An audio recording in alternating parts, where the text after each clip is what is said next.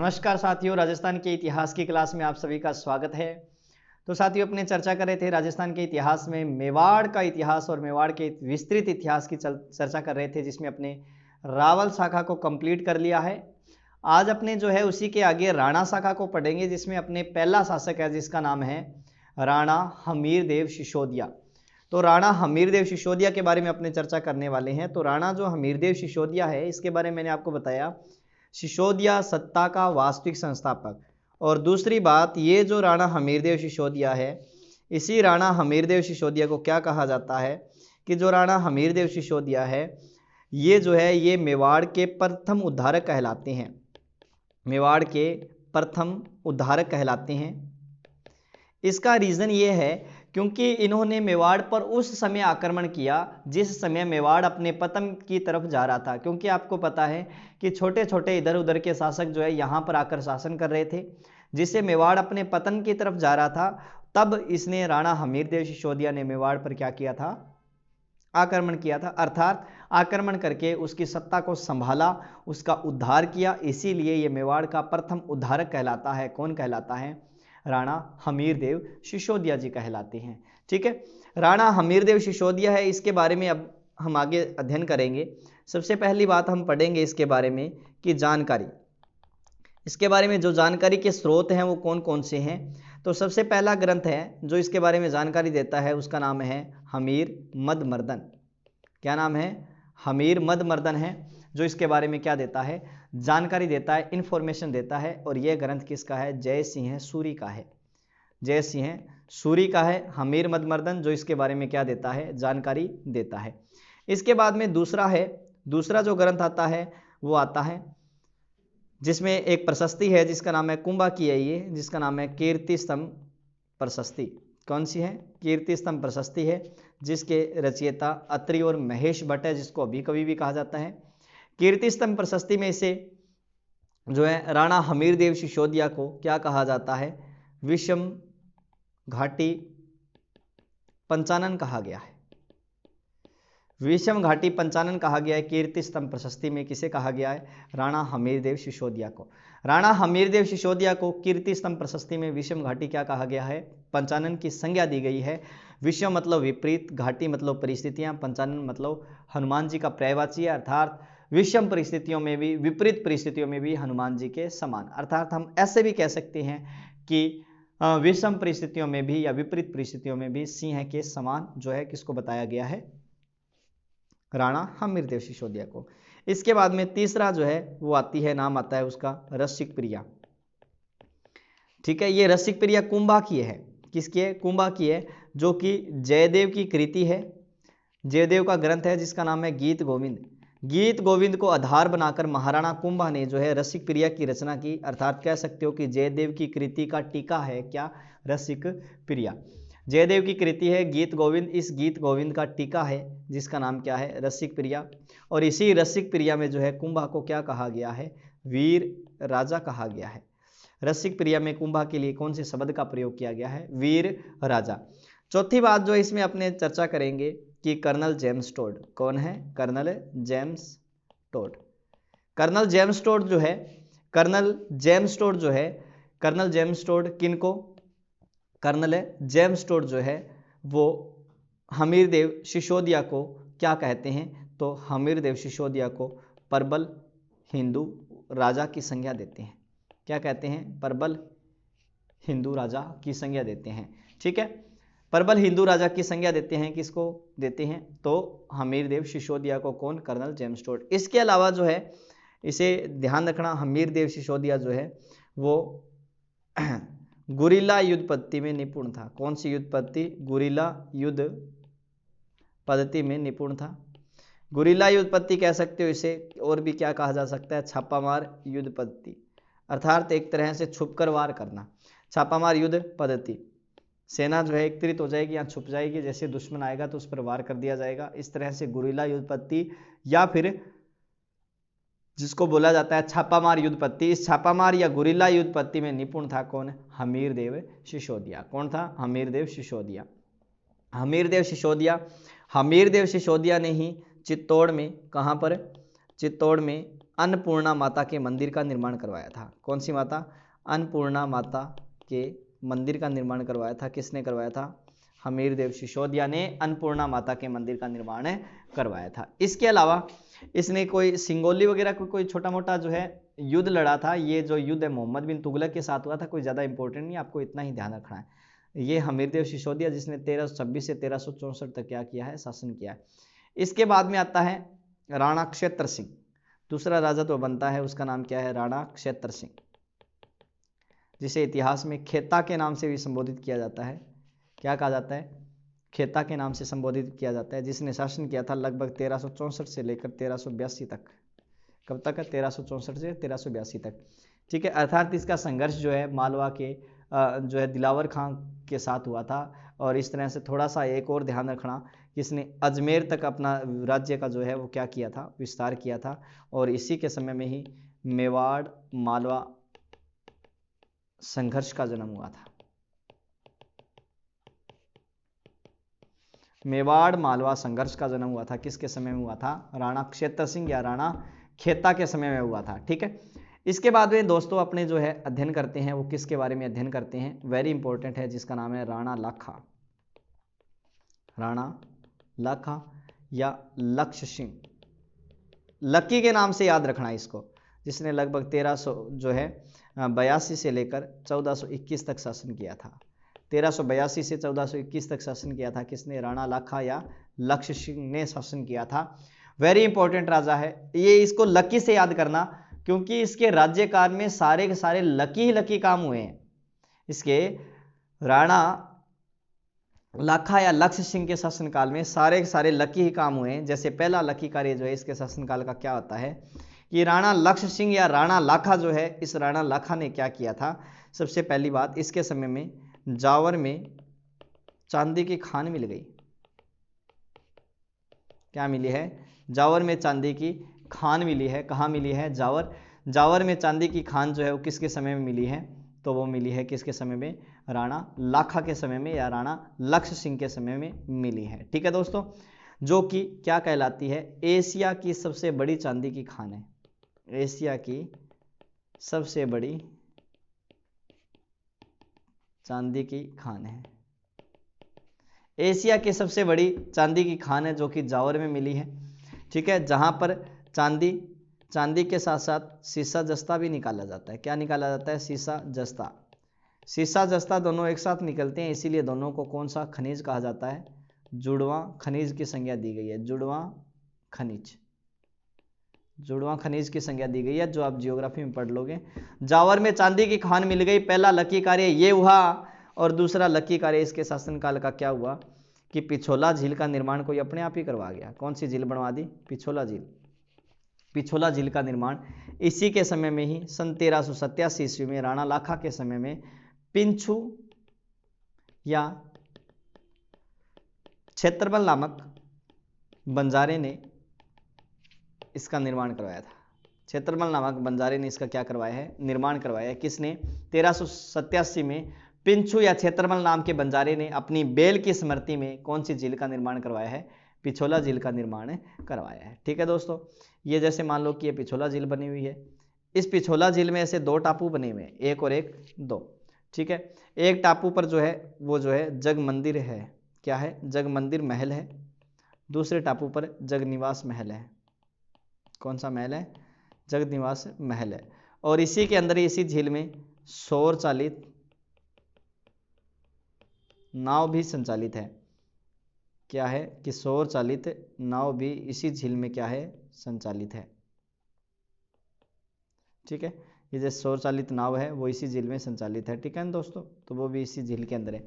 इसके अलावा इसी झील के किनारे यहाँ पर जो है एक नटनी का चबूतरा बना हुआ है। क्या बना हुआ है? नटनी का चबूतरा। ठीक है, इसी झील के अंदर यहाँ जो है क्या बना हुआ है? नटनी का चबूतरा बना हुआ है। कौन सी झील के अंदर? पिछोला झील के अंदर। ठीक है, सॉरी, पिछोला झील के किनारे जो है वो कौन सा? नटनी का चबूतरा बना हुआ है।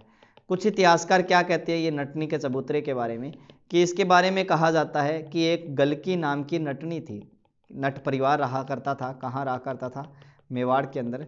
तो उसमें एक गलकी नाम की नटनी थी, उसकी कहानी छोटी मोटी मिलती है। तो नट परिवार है, नाम क्या आता है, गलकी नाम की नटनी है। अब इस राज्य में घोषणाएं करवा दी गई कि पिछोला झील के यहाँ से लेकर, कहाँ से लेकर, यहाँ से लेकर यहाँ तक, जैसे मान लो कि रस्सी बांध दी जाएगी। पिछोला झील के यहाँ से लेकर यहाँ तक क्या बांध दी जाएगी, रस्सी बांध दी जाएगी। कहाँ से कहाँ तक, यहाँ से यहाँ तक रस्सी बांध दी जाएगी।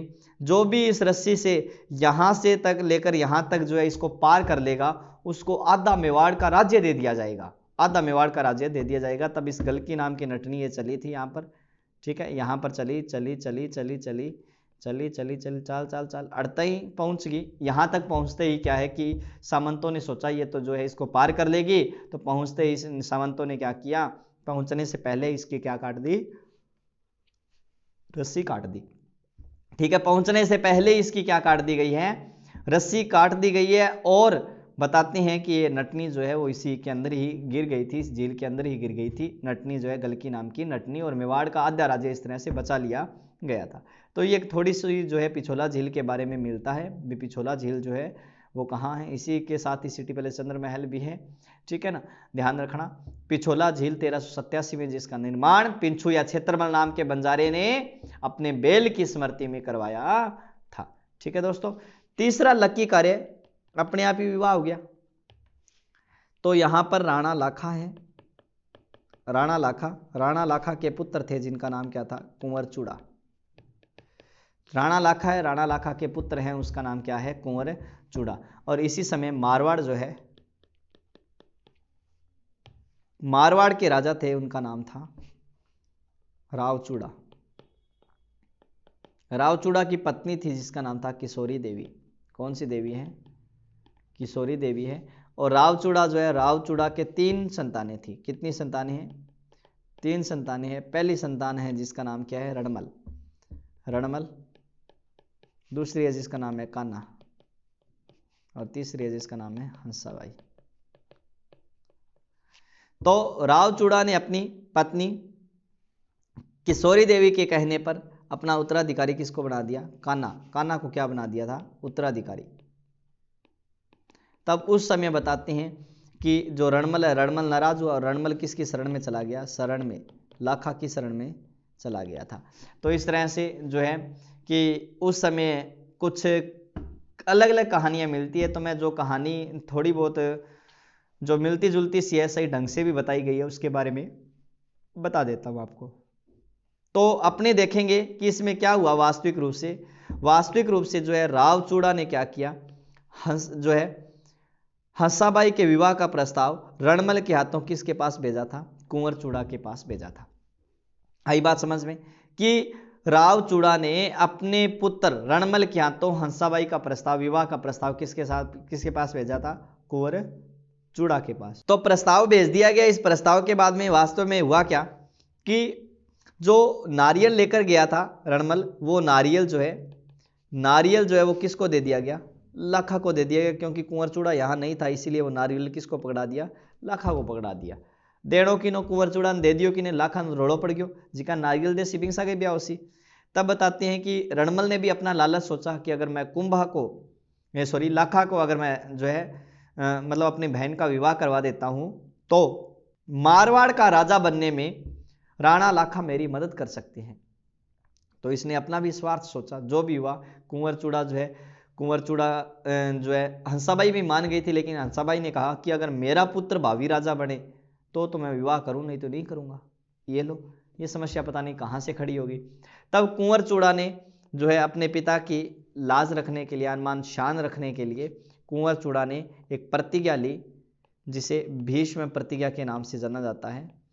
इसने कहा कि आजीवन विवाह नहीं करूंगा, यह भी कहा था इसने, ऐसा भी कहा था। लेकिन इसके वंशज चुंडावत कहलाए थे। वो इतिहास की कहानियां हैं जैसे भी हैं कि कुंवर चूड़ा ने कहा कि जो भी मेवाड़ की गद्दी पर बैठेगा मैं उसका क्या रहूंगा, संरक्षक रहूंगा। मैं उसकी क्या करूंगा, सुरक्षा करूंगा।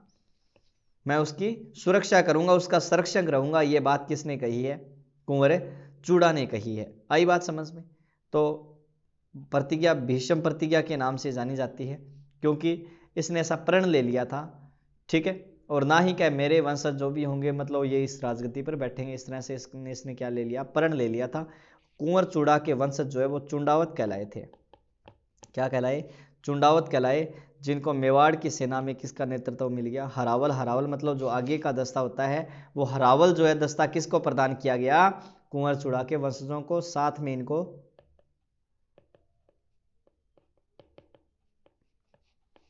राज्याभिषेक का अवसर भी दिया गया, किनको, कुंवर चूड़ा के वंशज चुंडावतों को। और इनको एक प्रांत दे दिया गया जिसका नाम क्या था, सलुम्बर। और सलुम्बर उस समय प्रथम श्रेणी का ठिकाना हुआ करता था। प्रथम श्रेणी का प्रांत सलुम्बर जो है वो किसको दे दिया गया, चुंडावतों को दे दिया गया था। किसके द्वारा, राणा जो है राणा लाखा के जो पुत्र थे कुंवर चूड़ा, इनके जो वंशज थे उनको।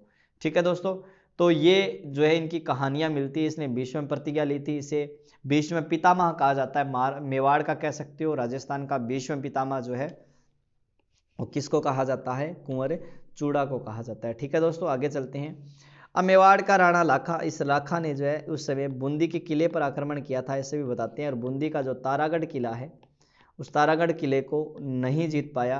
तब ऐसी स्थिति में इसने प्रण लिया था कि जब तक मैं तारागढ़ को जीत नहीं लेता तब तक मैं अन्न जल ग्रहण नहीं करूंगा। तब बताते हैं मेवाड़ के लोगों ने क्या किया, मेवाड़ में ही जो है किले का निर्माण करवाया, जो है तारागढ़ जैसा मिट्टी का किला बनवाया, मिट्टी का दुर्ग बनवाया। और ये मिट्टी का दुर्ग है कहाँ, मेवाड़ में बनवाया। तारागढ़ जैसा ही मिट्टी का एक किला बनवाया मेवाड़ के अंदर। ठीक है, और ये जो है इस किले का निर्माण करवा के, मिट्टी के किले का निर्माण करवा के लाखा ने इस किले को नष्ट किया। और उसके बाद में बताते हैं कि अपना प्रण तोड़ा था। तो ऐसा मिलता है इसके बारे में। और लाखा जो है, लाखा के दरबार में जोटिंग भट्ट और दूसरे हैं धनेश्वर भट्ट। धनेश्वर भट्ट, झोटिंग भट्ट और धनेश्वर भट्ट दो विद्वान थे। किसके दरबार में थे दोनों विद्वान, तो राणा लाखा के शासनकाल में थे। और हंसाबाई का तो विवाह हो ही जाता है लाखा के साथ, तो लाखा प्लस हंसाबाई दोनों का विवाह हो गया। बराबर मोकल पुत्र जो है वो उत्पन्न हुआ, उसका नाम क्या था, मोकल। अब आगे का राजा जो है वो कौन बनता है, मोकल बनता है। पढ़िए आप इसको थोड़ा सा। इसके बाद में दोस्तों देखते हैं, तो इसके बाद में अगर हम चर्चा करें तो आपके मोकल शासक बनता है। कौन शासक बनता है, मोकल शासक बनता है। तो मोकल जो है, मोकल शासक बना था, ये कब बना था, 1421 में। 1421 से लेकर 1433 तक ये शासक रहता है। कौन रहता है, मोकल। और ये जो मोकल है 1421 से 1433 तक जो शासक रहता है मोकल, ये लाखा का जब देहांत हुआ था ना, लाखा के देहांत के समय में ये 12 वर्ष का था मोकल। कौन कितने वर्ष का, 12 वर्ष का था मोकल। और मोकल जो है, मोकल का जो संरक्षक बना था, संरक्षक का नाम मैंने आपको बता ही दिया, कौन बनेगा, कुंवर चूड़ा बनेगा। कौन बनेगा, कुंवर चूड़ा इसका संरक्षक बना था। लेकिन ध्यान रखना, कुंवर चूड़ा पर विश्वास नहीं था किसका, हंसाबाई। तो हंसाबाई ने अविश्वास प्रस्ताव प्रस्तुत किया किसके बारे में, कुंवर चूड़ा के बारे में के विरुद्ध। इसके विरुद्ध अविश्वास प्रस्ताव जो है पारित हो गया एक तरह से। और कुंवर चूड़ा जो है मेवाड़ छोड़कर जो है वो कहाँ चला जाता है, मालवा, मांडू जो है मालवा की राजधानी थी। इनके जो है यहाँ का शासक था, उसका नाम था होशंग शाह। क्या नाम आता है, होशंग शाह। इस होशंग शाह की जो है शरण में चला जाता है, कौन चला जाता है, जो है कौन चला जाता है, होशंग शाह की शरण में चला जाता है, कुंवर चूड़ा चला जाता है। ठीक है, अब क्या करेगा, इसका जो संरक्षक बनेगा ना, इसका जो संरक्षक बनेगा, संरक्षक जो बना था मोकल का, उसका नाम आता है रणमल। रणमल राठौड़ इसका संरक्षक बनेगा। और रणमल राठौड़ क्या करता है, ये रणमल राठौड़ मेवाड़ की शक्तियों का दुरुपयोग करता है। मेवाड़ की शक्तियों का दुरुपयोग किया था किसने, रणमल ने मेवाड़ की शक्तियों का दुरुपयोग किया। अर्थात इसने वास्तव में किया क्या था, वास्तव में इसने क्या किया कि जो जितने भी सिसोदिया सरदार थे, सिसोदिया सरदार जो है इनको हटाना प्रारंभ कर दिया। और इसके जगह पर जो है इसने किस प्रकार के सरदार लगा दिए, सिसोदिया सरदारों को हटाकर इसने मेवाड़ के अंदर जो है वो किस प्रकार के सरदार लगा दिए थे। तो ध्यान रखना इस बात का कि राठौड़ सरदारों को इसने क्या कर दिया, नियुक्त कर दिया था। तो इसका विरोध जो है, किसका विरोध, रणमल राठौड़ का विरोध कुंवर चूड़ा के भाई राघव देव ने भी किया था। किसने किया है, राघव देव ने इसका क्या किया है, विरोध किया है। तब बताते हैं कि रणमल ने इसको, राघव देव को क्या कर दिया, मरवा दिया था। ठीक है, राघवदेव को मरवा दिया था। किसको मरवा दिया था? रणमल राठौड़ ने राघवदेव को मरवा दिया था। तो इस बात का विशेषतः ध्यान रखना। सिसोदिया सरदार, ठीक है, सिसोदिया सरदार लगाए हैं, सिसोदिया सरदारों को हटाया है, राठौड़ सरदार लगाए हैं। मेवाड़ की शक्तियों का दुरुपयोग किया किसने? रणमल राठौड़ ने। इसके बाद में कुछ समय के लिए राजा बना, तो वहां चला गया था। ये राजा तो बढ़ ही गया था 27 के आसपास, कौन? रणमल राठौड़, लेकिन रहता कहाँ था? ये मेवाड़ में रहता था। इसके बाद में क्या हुआ कि जो अपने मोकल है, मोकल का 1433 में जीलवाड़ा अभियान था। कौन सा अभियान है? जीलवाड़ा। जीलवाड़ा गुजरात में पड़ता है, जीलवाड़ा अभियान था। और जीलवाड़ा उस समय जो है गुजरात के जो शासक थे, गुजरात के शासक का नाम है अहमद शाह, अहमद शाह। इसके विरुद्ध जो है इसका जीलवाड़ा अभियान था। तो यहाँ पर ये इस नामक स्थान पर जो है, जीलवाड़ा नामक स्थान पर जो है मोकल और रुके थे, ठीक है। तो उस समय नाम आता है कि जो हमने क्षेत्र सिंह जिसका नाम सुना था ना, उसके अवैध संतानें थी जिसका नाम था चाचा मेरा, और चाचा के जो पुत्र थे उसका नाम था एचका, और एक सरदार था जिसका नाम था महपा पंवार। इन्होंने क्या किया? जो मिलकर है, इन्होंने मिलकर जो है इसी जीलवाड़ा अभियान के दौरान, जब कुंभा 10 वर्ष का था, तो उसी अभियान के दौरान इसकी लाखा की क्या कर दी, मोकल की क्या कर दी? इन्होंने मिलकर मोकल की हत्या कर दी। इन्होंने मिलकर मोकल की सन 1433 में क्या कर दी है? हत्या कर दी है। उसी समय मोकल के साथ जो कुंभा गया हुआ था, कुंभा भागता है। कुंभा भागते भागते ये बात किसको बताता है? हंसाबाई को। और हंसाबाई अपने भाई को बुलाती है, भाई का नाम क्या था? रणमल को बुलाती है। रणमल ने क्या किया? चाचा मेरा को मार दिया, ठीक है, चाचा मेरा को मार दिया। और इसके बाद में एचका और महपा पंवार जो है ये मालवा के शासक की शरण में चले जाते हैं। और मालवा का शासक था जिसका नाम था महमूद खिलजी प्रथम, इसकी शरण में चले जाते हैं। तब ये जब कुंभा राजा बनेगा तो इन दोनों की डिमांड करेगा, तब बातें क्या होती है तब हम कुंभा में ही पढ़ेंगे। तो ये जीलवाड़ा अभियान 1433, जिस अभियान में मोकल की हत्या जो है वो किसके द्वारा कर दी गई थी? चाचा मेरा के द्वारा कर दी गई थी, ठीक है। ध्यान रखना, जो परमार राजा भोज ने, मोकल ने क्या किया था? जो भोज के द्वारा त्रिभुवन, कौन सा? त्रिभुवन नारायण शिव मंदिर जो बनाया गया था ना, त्रिभुवन नारायण जो शिव मंदिर बना था, इस त्रिभुवन नारायण शिव मंदिर का क्या करवाया गया? इसके द्वारा पुनर्निर्माण करवाया गया। और पुनर्निर्माण करके इसका नाम बदलकर क्या कर दिया? मोकल का समिधेश्वर मंदिर कर दिया। पहली बात तो यह ध्यान रखना कि पुनर्निर्माण करके उसका नाम बदलकर क्या कर दिया था? मोकल का समिधेश्वर मंदिर कर दिया था। किसने? मोकल ने कर दिया था, ठीक है ना, ध्यान रखना इस बात का। इसके अलावा जो है इसने और क्या किया? इसके अलावा इसके मोकल के जो दरबार में है, मोकल के दरबार में दरबारी ध्यान रखना, मन्ना है, फन्ना है, और जैसे विसल, ठीक है, ये जो है ये शिल्पी, और ये जो है ये इसके दरबार में क्या थे? शिल्पी थे। दरबार में क्या है? ये दोनों तीनों शिल्पी हैं। इसके बाद में योगेश्वर भट्ट, कौन से? योगेश्वर भट्ट, और प्लस विष्णु भट्ट, विष्णु भट्ट, ये इसके दरबार में क्या है? विद्वान है, ठीक है ना। योगेश्वर भट्ट और विष्णु भट्ट इसके दरबार में क्या है? विद्वान है। योगेश्वर भट्ट और विष्णु भट्ट इसके जो है मोकल के दरबार में क्या थे? विद्वान थे, ठीक है ना। दरबार में जो है शिल्पी तो मन्ना फन्ना बिसल है। और ध्यान रखना इसी मोकल ने जो है, मोकल ने एकलिंग जी के मंदिर के, किस मंदिर के? एकलिंग जी के मंदिर के चारों ओर का परकोटा बनवाया था, परकोटा बनवाया था, ठीक है। एकलिंग जी के मंदिर के चारों ओर का परकोटा जो है वो किसने बनवाया था? मोकल ने बनवाया था, ये बात ध्यान रखना, ठीक है। अब इसके बाद में मोकल का पुत्र राजा बनता है जिसका नाम क्या है? कुंभा। कौन राजा बनता है? कुंभा राजा बनता है। कुंभा राजा बनता है। कुंभा जो है शासक रहा था सन 1433 से लेकर सन 1468 तक कुंभा शासक रहा था। कुंभा जो है, कुंभा का जन्म जो है, जन्म 1423 में था। पिता का नाम जो है, इसके पिता का नाम मोकल हो गया। माता जो है, माता थी परमार रानी सौभाग्य देवी, सौभाग्य देवी, ठीक है। और ये शासक कब बना? शासक बना था 1433 में। जब ये राजा बना तो राजा बनते इसके सामने दो समस्याएं थी।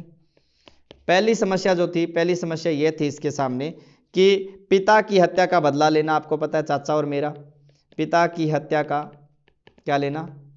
बदला लेना, पिता की हत्या का बदला लेना, पहली समस्या। दूसरी समस्या इसके सामने क्या थी? रणमल को रास्ते से हटाना, क्योंकि रणमल को रास्ते से हटाया जाएगा। इसका संरक्षक भी रणमल ही बना था, ध्यान रखना, संरक्षक भी कौन बना था इसका? रणमल ही बना था।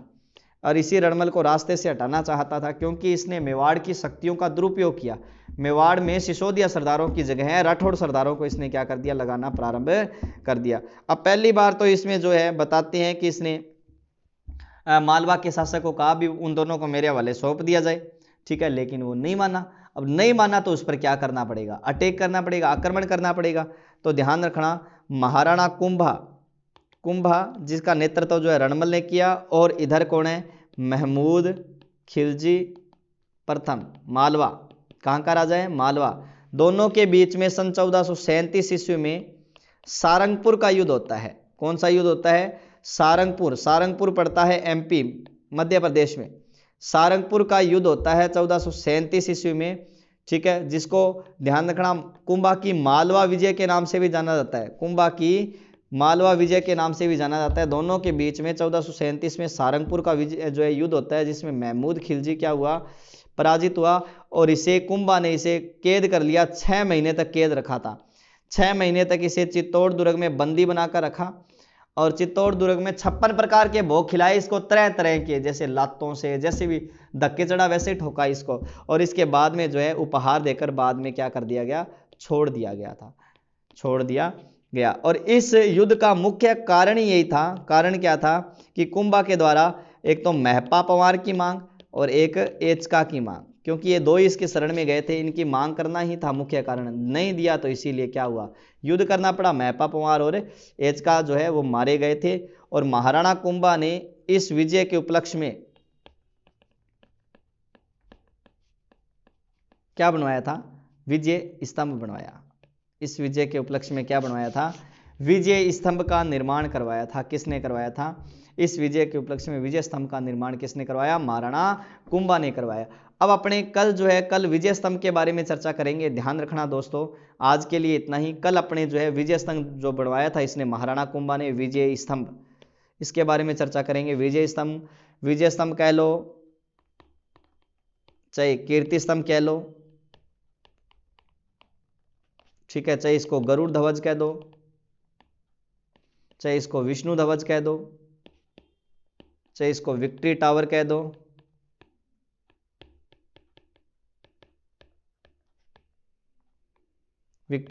दो, चाहे इसे वैश्य स्तंभ कह दो। ये इसके नाम है, इतने ही नाम है इसके। तो ये इस चर्चा अपने कल करेंगे भी। इसका निर्माण जो है कब से कब तक करवाया? महाराणा कुंभा ने सारंगपुर विजय के उपलक्ष्य में करवाया। इसको और अन्य किस नाम से जाना जाता है? तब तक के लिए धन्यवाद दोस्तों। आज के लिए इतना ही, बाकी चर्चा करेंगे अपने कल। Thank you for today. मिलते हैं कल।